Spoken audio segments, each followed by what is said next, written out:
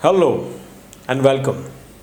I am Dr. Mohal Banker, intervention radiologist, and today I am going to share you details about why the surgery is not ideal modality for treatment of the vascular malformation lesion.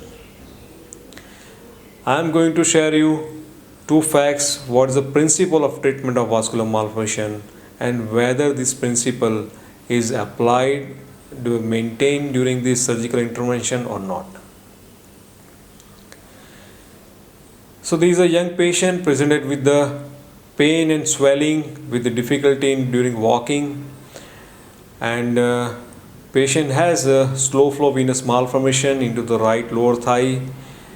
Lesion is very extensive, and she has gone for surgery into the past.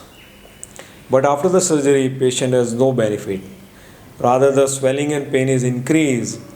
Only she has some financial loss after the surgery. Otherwise, symptomatically, patient has not a single benefit. So why surgery is failed into the vascular malformation lesion? So let's see, have a look on the principle of treatment for the vascular malformation. Vascular malformation has a primitive endothelium and it has an embryological characteristic. Now, for the permanent treatment of the vascular malformation, one has to destroy the intima of the vascular malformation. If the small portion of this intima or in the lining of the vascular malformation remaining inside the patient's body, it will going to recurrence into the future. So now let's see what happened into the surgery, whether this inner lining is completely removed or destroyed into surgery or not. Now, in a vascular malformation lesion, most of the time the lesion is very extensive. It involves lots of surrounding structure like muscles, nerves. Like in this case, patient has involvement of lower thigh muscles. It is not possible to remove all the muscles because it may lead to the permanent disability of walking into this patient. So it's difficult to remove entire the lesion with these muscles. Secondly, there is a vascular malformation patient, and in this lesion there is a lots of blood vessels within the lesion.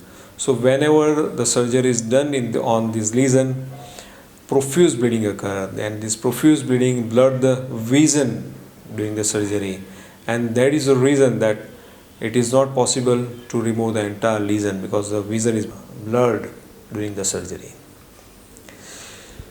So these are the two main obstacles during the surgery: extension of the lesion and profuse bleeding.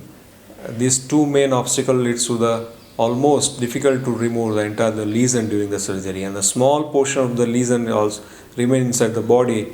It is going to be recur into the future. So now what should be done? Directly puncture the lesion, inject the contrast, identify the nidus, and identify the outflow tract. Have a feel how much contrast is needed to fill this nidus, and according to that decide the dose of the absolute ethanol and inject this absolute ethanol within this lesion, within this nidus, and absolute ethanol will destroy this nidus and it will give the permanent solution for the vascular malformation treatment. So absolute ethanol is the gold standard for treatment of vascular malformation, and believe me, there is no cut, no surgery required for treating this vascular malformation with absolute ethanol. It is just one needle puncture, and it may take more sessions. There is a one drawback for absolute ethanol because such extensive lesion is not possible to treat in a single session, but absolute ethanol will give the permanent solution with the multiple session. Thank you so much. Hope you enjoyed this educational video. Thank you.